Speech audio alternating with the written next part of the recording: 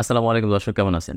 অনেকে প্রথমবার পরীক্ষা দিয়ে ফেল করেন বা ব্যস্ততার কারণে পরীক্ষায় অংশগ্রহণ করতে পারেন না বা অনুপস্থিত থাকেন। আপনি যদি ড্রাইভিং লাইসেন্স পরীক্ষায় ফেল করেন বা অনুপস্থিত থাকেন, তাহলে পুনরায় আপনি কিভাবে পরীক্ষা দিবেন?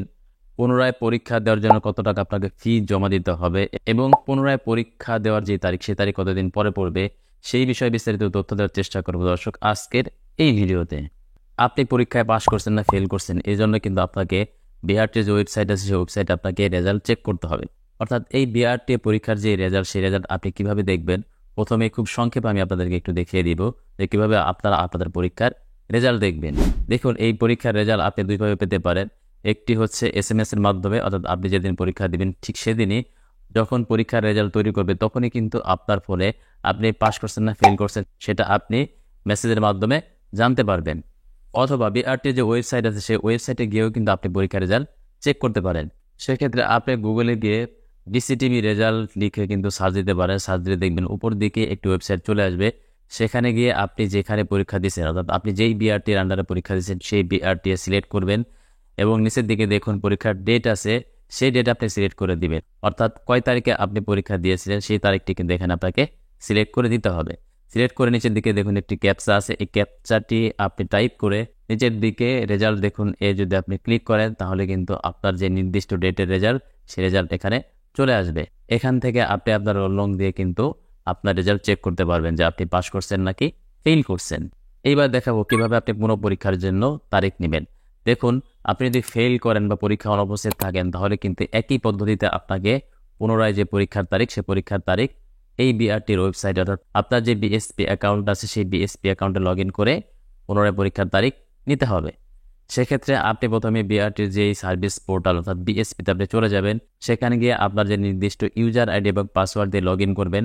লগ ইন করে দেখুন আপনার যে ড্যাশবোর্ড আছে সেই ড্যাশবোর্ডের নিচের দিকে দেখতে পারবেন যে ড্রাইভিং লাইসেন্সের জন্য আবেদন, সেখানে আপনারা ক্লিক করবেন। সেখানে ক্লিক করার সাথে সাথে আপনি একটু ডান দিকে গেলে দেখতে পারবেন যে আপনার পরীক্ষার যে রেজাল্ট, সেটা কিন্তু এখানে লেখা থাকবে। আপনি যদি অকৃতকার্য হন তাহলে এখানে অকৃতকার্য লেখা থাকবে এবং আপনি যদি পরীক্ষায় অংশগ্রহণ না করেন তাহলে এখানে অনুপস্থিত লেখা থাকবে। সেখানে নিচের দিকেই দেখুন একটি অপশন পাবেন যে পুনঃ পরীক্ষার তারিখ, সেখানে আপনারা ক্লিক করবেন।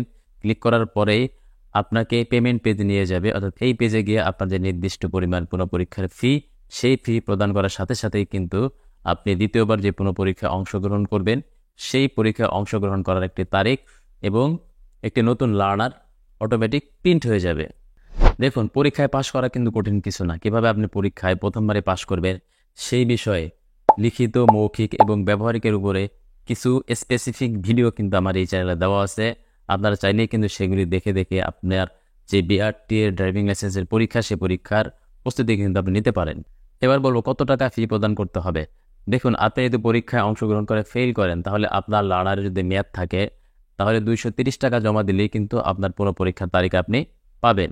আর যদি আপনি পরীক্ষায় অংশগ্রহণ করে না থাকেন, অর্থাৎ অনুপস্থিত থাকেন, সেক্ষেত্রে কিন্তু আপনার লার্নারের যদি মেয়াদ থাকে তাহলে কিন্তু কোনো ধরনের ফি আপনাকে জমা দিতে হবে না। শুধুমাত্র কোনো পরীক্ষার তারিখে যদি আপনি ক্লিক করেন, অটোমেটিক্যালি কোনো ফি প্রদান ছাড়াই কিন্তু আপনার কোনো পরীক্ষার তারিখ এবং নতুন একটি লার্নার ক্রিয়েটেড হয়ে যাবে। কতদিন পরে আবার পুনরায় পরীক্ষায় আপনি অংশগ্রহণ করতে পারবেন? দেখুন, আপনি যদি ফেল করে থাকেন তাহলে 1 থেকে 1.5 মাস পর আপনার পুনঃ পরীক্ষার তারিখ পড়বে। আর যদি আপনি ফেল না করেন, শুধুমাত্র অনুপস্থিত থাকেন, তাহলে সেক্ষেত্রে কিন্তু পরবর্তী যে পরীক্ষার তারিখ, অর্থাৎ ওই বিআরটি এতে পরবর্তী যে পরীক্ষার তারিখ আছে সেই পরীক্ষার তারিখেই কিন্তু আপনার পুনঃ পরীক্ষার তারিখটি পড়ে যাবে। সেক্ষেত্রে 7 থেকে 10 দিন বা 10 থেকে 15 দিনের মধ্যে আপনার পুনঃ পরীক্ষার তারিখ পড়ে যাওয়ার সম্ভাবনা থাকে। দর্শক, যারা পরীক্ষায় ফেল করার পর আপনারা চিন্তায় পড়ে যান যে এবার আমি কিভাবে পরীক্ষা দিব বা কত টাকা ফি প্রদান করতে হবে বা কিভাবে আমি পুনরায় পরীক্ষায় অংশগ্রহণ করব, তারা যদি এই ভিডিওটি দেখেন আশা করি তারা উপকৃত হবেন এবং খুব সহজে পুনঃ পরীক্ষার তারিখ নিয়ে পুনরায় পরীক্ষায় অংশগ্রহণ করতে পারবেন। ধন্যবাদ সবাইকে।